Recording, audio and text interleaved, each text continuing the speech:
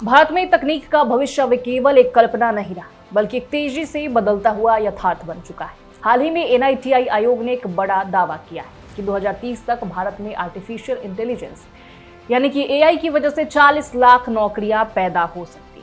सुनने में ये आंकड़ा आशाजनक है, खासकर उस दौर में जब युवाओं को बेरोजगारी की दर कई राज्यों में चिंता का विषय बन हुई। लेकिन क्या ये सिर्फ एक अनुमान है या इसके पीछे कोई ठोस रणनीति और जमीनी सच्चाई छिपी? एनआईटीआई आयोग की रिपोर्ट कहती है कि एआई स्वास्थ्य, कृषि, शिक्षा, लॉजिस्टिक्स, मैन्युफैक्चरिंग और वित्तीय सेवाओं जैसे क्षेत्रों में जबरदस्त बदलाव ला सकता है। इसका मतलब है कि पारंपरिक जॉब्स का स्वरूप पूरी तरह बदल जाएगा। अब सवाल उठता है, क्या भारत की युवा आबादी इस बदलाव के लिए तैयार है? नमस्कार, मैं निशा राय आपके साथ और आप देख रहे हैं इन खबर। भारत के पास दुनिया की सबसे बड़ी युवा आबादी है, लेकिन ये आबादी तभी लाभदायक बनती है जब उसे सही स्किल्स दिए जाए। एआई से जुड़ी नौकरियां साधारण स्नातक डिग्री से नहीं मिलेगी। इसके लिए चाहिए data analytics, machine learning, coding, automation और साइबर सिक्योरिटी जैसी क्षमताएं। यहाँ असली चुनौती सामने आती है स्किल गैप। आज भी भारत के ग्रामीण और अर्ध शहरी इलाकों में डिजिटल साक्षरता बेहद कम है। लाखों छात्र ऐसे हैं जो कंप्यूटर को सिर्फ एक स्क्रीन की तरह देखते हैं, ना कि एक भविष्य निर्माता तकनीक के रूप में। फिर सवाल उठता है कि क्या सरकार और निजी क्षेत्र मिलकर इतनी बड़ी आबादी को एआई के लिए तैयार कर सकते हैं? जवाब आसान नहीं है, क्योंकि वर्तमान में भारत में स्किल डेवलपमेंट के कई प्रोग्राम हैं, जैसे PMKVY, प्रधानमंत्री कौशल विकास योजना, लेकिन इनकी पहुंच और प्रभाव पर सवाल उठते रहे। अब अगर 40 लाख नौकरियां पैदा होनी तो अगले 5 वर्षों में करोड़ों युवाओं को एआई आधारित प्रशिक्षण देना होगा।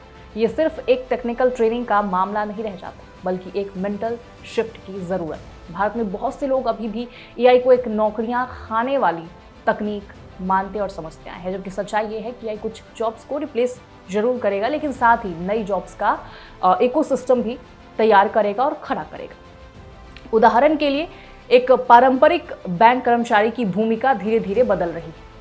अब जरूरत है एआई ट्रेनिंग वाले बैंकिंग प्रोफेशनल्स की, जो डिजिटल सिस्टम को समझे और ग्राहकों को बेहतर अनुभव दे सके। इसी तरह कृषि में एआई से जुड़े प्रिसीजन फार्मिंग, क्रॉप मॉनिटरिंग और एग्री डाटा एनालिसिस जैसे क्षेत्रों में नए अवसर तैयार हो रहे हैं। लेकिन सबसे जरूरी बात यह है कि इन नई नौकरियों तक हर वर्ग की पहुंच हो। अगर एआई केवल शहरी अंग्रेजी बोलने वाले तकनीकी रूप से सक्षम युवाओं तक सीमित रहा तो ये तकनीक भारत में असमानता को और बढ़ा देगा।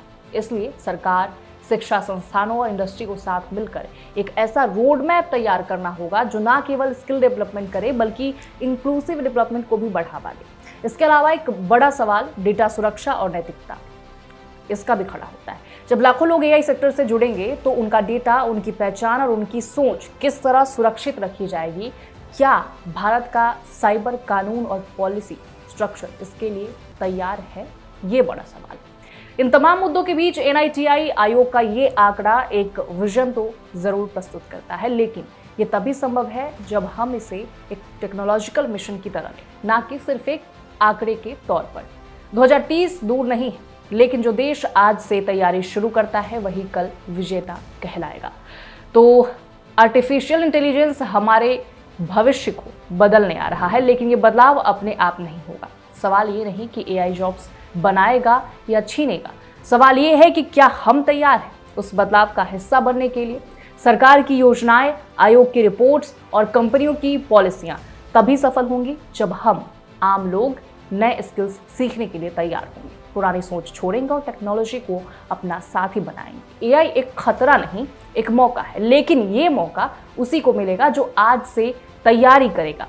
अगर आपको ये विश्लेषण अच्छा लगा हो तो वीडियो को लाइक करें, शेयर करें और अपने कमेंट में ज़रूर बताएं कि आपके विचार क्या है। क्या आप मानते हैं कि भारत 2030 तक एक एआई में 40 लाख नौकरियां देने लायक बन पाएगा, या फिर ये सब सिर्फ एक सपना है? आपकी राय का हमें इंतजार रहेगा। मिलते हैं अगली रिपोर्ट में एक नए मुद्दे के साथ। तब तक समझिए, सोचिए और जुड़े रहिए हमारे साथ। नमस्कार।